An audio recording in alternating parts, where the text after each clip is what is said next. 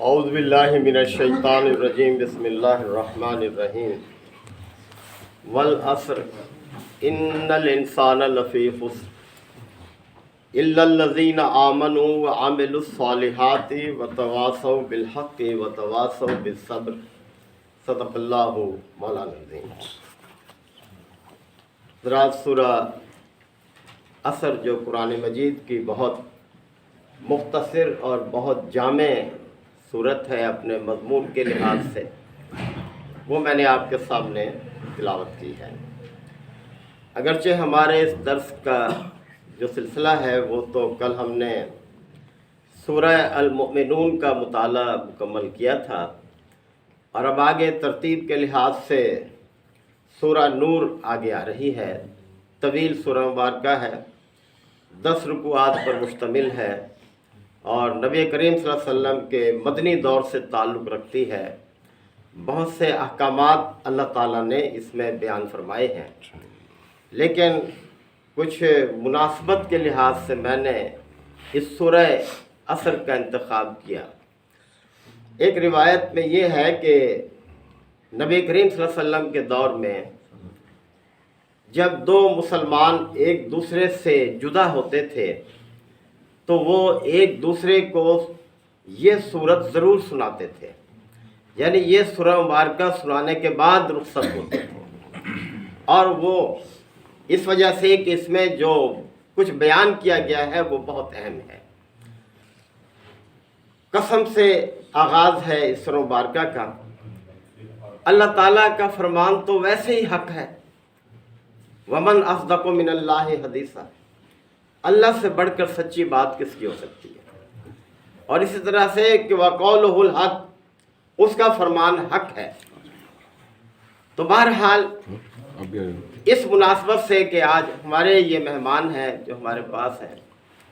رخصت ہو رہے ہیں، تو اسی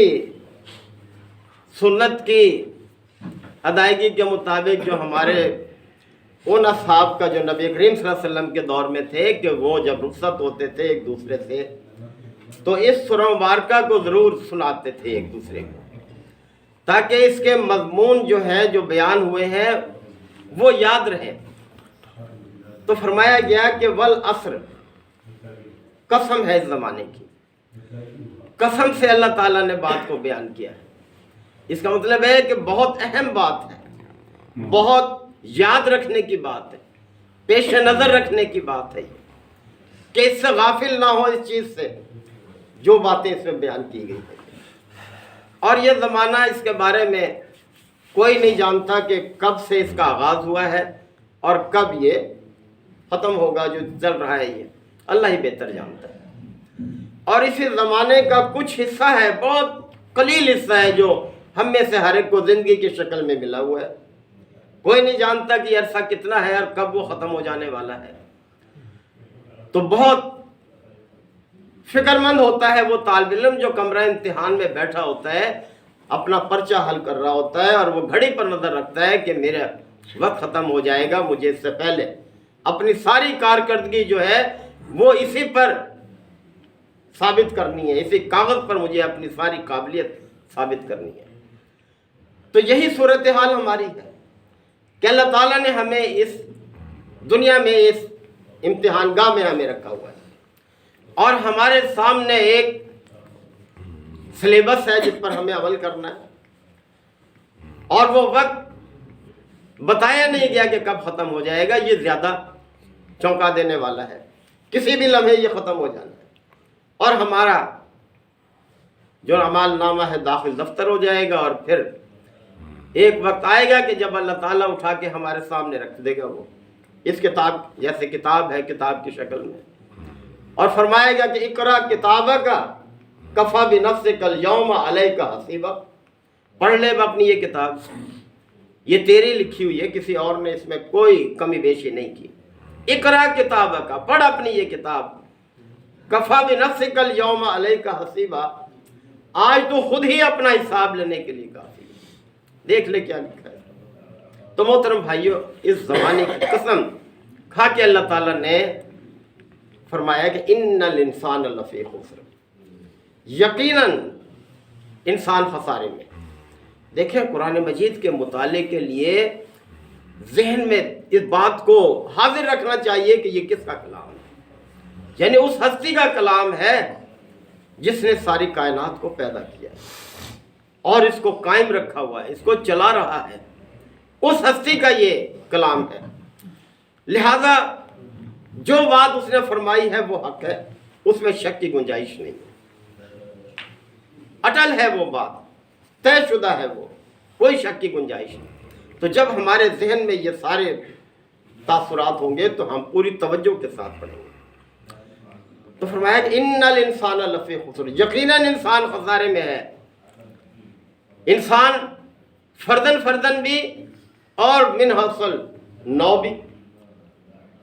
خسارے میں۔ خسارے کا لفظ ایسا ہے کہ انسان اس کو کسی صورت میں قبول کرنے کے لیے تیار نہیں ہے، ہاں وہ ایک پائی کا ہو یا بالکل دیوالیہ پن کا ہو، کسی صورت میں بھی خسارے کو قبول کرنے کے لیے تیار نہیں ہے۔ کوئی کاروبار انسان اس امید پر نہیں کرتا کہ مجھے اس پہ خسارہ ہو جائے، نفع کی امید پہ کرتا ہے، وہ باقی علیحدہ بات ہے کہ کبھی خسارہ بھی ہو جاتا ہے۔ تو بہرحال چونکا دینے کے لیے ہے یہ فکرہ کہ ان الانسان لفی خسر، یقیناً انسان خسارے میں۔ اب اس خسارے سے بچنے کی کیا صورت ہے وہ اللہ تعالیٰ نے بیان فرما دی۔ 4 صفات ہیں ان کے حامل افراد خسارے سے بچ جائیں گے، اور ان 4 صفات کو مضبوطی سے تھامنے کی ضرورت ہے۔ فرمایا کہ ان الانسان لفی خسر الا الذین آمنوا وعملوا الصالحات وتواصوا بالحق وتواصوا بالصبر۔ وہ لوگ اس خسارے سے بچیں گے، سب سے پہلی چیز ہے کہ ایمان ہے۔ ایمان کے بغیر کچھ بھی آگے جو اگلی باتیں ہیں وہ بے اثر ہیں اگر ایمان نہیں ہے تو۔ ایمان لائیں، دوسری بات نیک اعمال کریں، تیسری ہے کہ حق کی وصیت، اور چوتھی یہ ہے کہ صبر کی تلقین۔ یہ 4 صفات جو اپنے اندر رکھیں گے، ان کے مطابق زندگی بسر کریں گے، وہ لوگ خسارے سے بچ جائیں گے، ورنہ تو پھر خسارہ، اور ایسا خسارہ کہ جس کی تلافی نہیں ہے، کیونکہ زندگی ایک موقع ہے، پھر کوئی موقع نہیں ہے، پھر تو آگے یہ دارالعمل تو یہ دنیا ہے، آگے تو دارالجزا ہے، وہ تو پھر اللہ تعالیٰ کے ہاں بدلہ ہے یہ۔ اب ایمان کیا ہے؟ تو اللہ تعالیٰ نے قرآن مجید میں بھی اس کی وضاحت کی، اور نبی پاک صلی اللہ علیہ وسلم نے بھی اپنے ارشادات کے ذریعے سے کہ انما المؤمنون الذین اذا ذکر اللہ وجلت قلوبہم۔ مومن تو وہ لوگ ہوتے ہیں، صاحب ایمان لوگوں کی یہ خاصیت ہے کہ جب اللہ کا ذکر ان کے سامنے ہوتا ہے تو ان کے دل کانپ اٹھتے ہیں۔ وَإِذَا تُلِيَتْ عَلَيْهِمْ آیَاتُهُ زَادَتْهُمْ ایمانا، اور جب اللہ تعالیٰ کی آیات ان کے سامنے پڑھ کر سنائی جاتی ہیں تو ان کا ایمان زیادہ ہو جاتا ہے، مضبوط ہو جاتا ہے، توانا ہو جاتا ہے۔ اور اسی طرح سے نبی کریم صلی اللہ علیہ وسلم کے ارشادات مبارک بھی ہیں کہ ذاق طعم الایمان، اس شخص نے ایمان کا مزہ چکھا ہے، من رضی باللہ ربا وبالاسلام دینا وبمحمد رسولا، جو اللہ کو پر ایمان لاتا ہے، اللہ پر راضی ہو گیا، اللہ کو اپنا رب تسلیم کر کے، من رضی باللہ رب، جو اللہ کو اپنا رب مان کر راضی ہو گیا، وبالاسلام دینا، اور اسلام کو اپنے لیے دین یعنی طریقہ زندگی، وبمحمد رسولا، اور محمد صلی اللہ علیہ وسلم کو اللہ کا رسول مان کر راضی ہو گیا، مطمئن ہو گیا، اس نے ایمان کا مزہ چکھا ہے۔ اور اسی طرح سے ایک اور ارشاد مبارک ہے، آپ اکثر سنتے رہتے ہیں کہ من احب للہ وابغض للہ وآطى للہ ومنع للہ فقد استکمل الایمان، کہ جو اللہ کی خاطر محبت کرے لوگوں سے، اپنی ذات کے لیے نہیں، صرف اللہ کے لیے، وابغض للہ، اور اللہ ہی کے لیے دشمنی مول لے، اپنی ذات کے لیے نہیں، وآطى للہ، اور کسی کو دے تو اللہ کی رضا کے لیے، ومنع للہ، اور اگر رک جائے کسی کو دینے سے تو وہ بھی اس لیے نہیں کہ اس نے میرا فلاں کام نہیں کیا، بلکہ اللہ کی طرف۔ فرمایا فقد استکمل الایمان، اس کا ایمان مکمل ہو گیا اس کا۔ تو یہ پہلو رکھنے چاہیے، یعنی اس چیز کا نام ایمان ہے، اللہ کے دین کو اپنے لیے طریقہ زندگی قبول کر کے انسان راضی ہو جائے، بس اس پر مطمئن ہو جائے، پھر کسی اور طرف دیکھنے کی ضرورت ہی نہیں ہے۔ اور دوسری چیز یہ کہ محض اقرار کر لینا ایمان کا کافی نہیں ہے، اس کو عملی طور پر بھی اختیار کرے، یعنی نیک اعمال کے ساتھ، صالح اعمال کے ساتھ زندگی بسر کرے، یعنی جو کچھ اس نے قبول کیا ہے جو طریقہ زندگی، اسے عملی طور پر بھی اختیار کرے، اس سے تجاوز نہ کرے، کوئی کمی بیشی نہ کرے، اللہ کے احکامات کے مطابق پھر اپنی زندگی کو ترتیب دے۔ اور پھر یہ تیسری چیز، محض اپنے تک نہیں بلکہ دوسروں کو بھی حق کی وصیت، دوسروں کو بھی تلقین کرنا نیک راستے کی۔ یہی تو بات ہے کہ ہمارے یہ ساتھی یہاں آئے ہوئے ہیں، اپنے گھروں کو چھوڑ کر، اپنے کاروبار کو چھوڑ کر، اپنے بال بچوں کو چھوڑ کر، یہ ایک مشکل مرحلہ ہے، آسان نہیں ہے، لیکن کیا ہے، اسی فرمان کی تکمیل کے لیے کہ وتواصوا بالحق، حق کی وصیت کرنا، یعنی جس حق کو قبول کیا ہے، جس حق پر خود عمل کر رہے ہیں، اس حق کو دوسروں تک بھی پہنچانا، ان کو بھی تلقین کرنا۔ اللہ تعالیٰ نے فرمایا کہ قوا انفسکم واہلیکم نارا، اپنے آپ کو بھی اور اپنے اہل کو بھی آگ سے بچاؤ۔ تو حق بات کی وصیت کرنا یہ لازم ہے خسارے سے بچنے کے لیے۔ آپ دیکھ لیں کہ وہ مختلف واقعات ہیں، بنی اسرائیل کی قوم کا واقعہ ہے، وہ سب کے قانون کا ہے، وہ مچھلیاں پکڑنے کے حوالے سے جو ہے 3 گروہ ان کے ہو گئے، ایک کھلم کھلا خلاف ورزی کر رہا تھا، دوسرا گروہ تھا، یعنی ان کے 3 گروہ بن گئے، ایک تو کھلم کھلا خلاف ورزی کر رہا تھا، دوسرا جو تھا وہ خود تو باز رہا لیکن دوسروں کو روکتا نہیں تھا اس کہ بھئی اللہ کا قانون ہے کیوں توڑ رہے،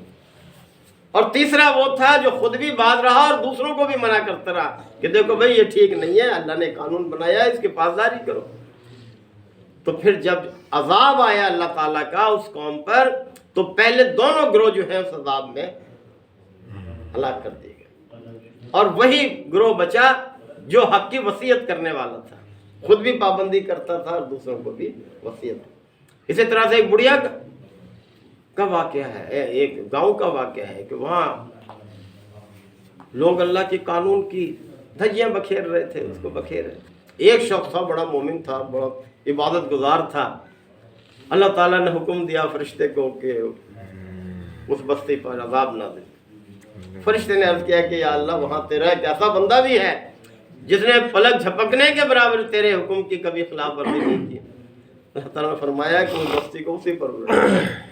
اس لیے کہ وہ خود تو عبادت میں لگا ہوا ہے اور اس کے ارد گرد میری آیتوں کا مذاق اڑایا جا رہا ہے اور وہ اس کو پرواہ نہیں ہے۔ تو یہ اتنی اہم ذمہ داری ہے، یہ حق بات کی وصیت کرنا۔ اب کسی پیغمبر نے تو نہیں آنا، اب یہ ذمہ داری کس کی ہے؟ اب یہ ہم سب کی ذمہ داری، جو ایمان کا دعویٰ کرتے ہیں انہی کی ذمہ داری ہے۔ یہاں تک پابند کیا ہے آپ صلی اللہ علیہ وسلم نے فرمایا بلغوا انی ولو آیا، آگے پہنچاؤ، ہاں تمہارے پاس ایک آیت کا علم کیوں نہ ہو، اگر ایک آیت کا علم بھی ہے تو اسے بھی آگے پہنچاؤ۔ اتنی تاکید ہے، اتنی سخت تاکید ہے۔ تو حق بات کی وصیت یہ تیسرا جز ہے جو خسارے سے بچانے والا ہے، اللہ پر ایمان، اللہ کی ساری دعوت پر، اور پھر نیک عمل، اور تیسرے یہ کہ اس کی حق بات کی وصیت کرے۔ پھر چوتھا یہ ہے کہ حق بات کی جو وصیت کی جاتی ہے تو پھر مصائب اور مشکلات بھی آتی ہیں، طرح طرح سے رکاوٹیں آتی ہیں راستے میں، تو یہ نہیں کہ ان رکاوٹوں کو دیکھتے ہوئے ان سے مروب ہوتے ہوئے اس کام کو چھوڑ دیا جائے، نہیں، حکمت عملی تبدیل کر۔ نبی کریم صلی اللہ علیہ وسلم، آپ کے اصحاب کا طریقہ ہمارے سامنے موجود ہے کہ کس طرح سے آپ صلی اللہ علیہ وسلم نے حکمت کو جو ہے پیش نظر رکھا ہے اور اللہ کے دین کی تبلیغ، اور کس جاذبیت کے ساتھ، کس محنت کے ساتھ اس کام کو جاری رکھا، اور آپ کے بعد آپ کے پیروکاروں نے بھی۔ اور کتنے مختصر سے عرصے میں 23 سال کا عرصہ کیا ہوتا ہے ایک ایسے معاشرے کو بدلنے کے لیے کہ جو انتہائی جہالت کا معاشرہ تھا، کس حد تک پہنچ چکے تھے، اخلاق اور کردار کی پستی میں کس معیار پر آ چکے تھے وہ، بیٹیوں کو زندہ درگور کر دینا، شراب اور جوا اور بدکاری اور یہ عام تھا۔ عبادت بھی دیکھیں کس انداز میں کرتے تھے کہ خانہ کعبہ کا طواف ننگے ہو کر کرتے تھے۔ اب دیکھیں کیا دلیل تھی ان کے پاس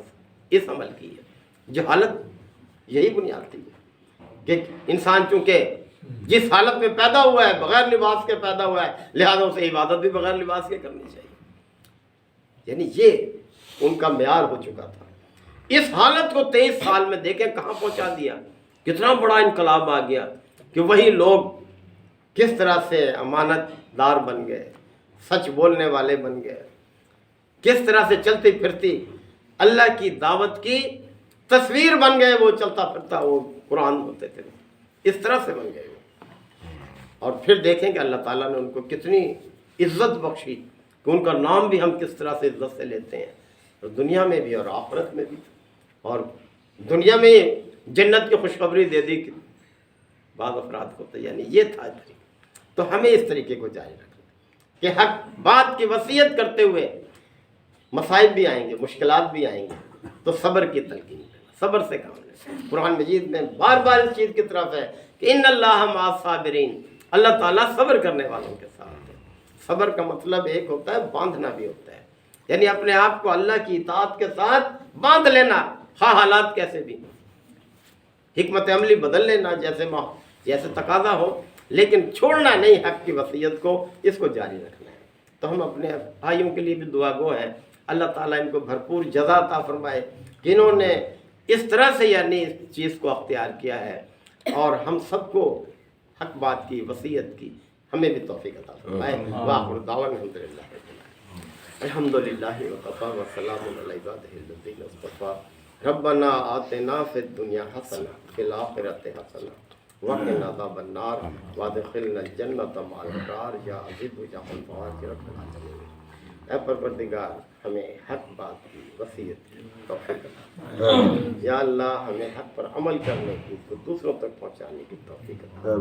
ربنا تقبل منا انک انت السمیع العلیم وتب علینا انک انت التواب الرحیم۔ صلی اللہ تعالی علی خیر خلقہ محمد وآلہ وصحبہ اجمعین۔ سبحان اللہ۔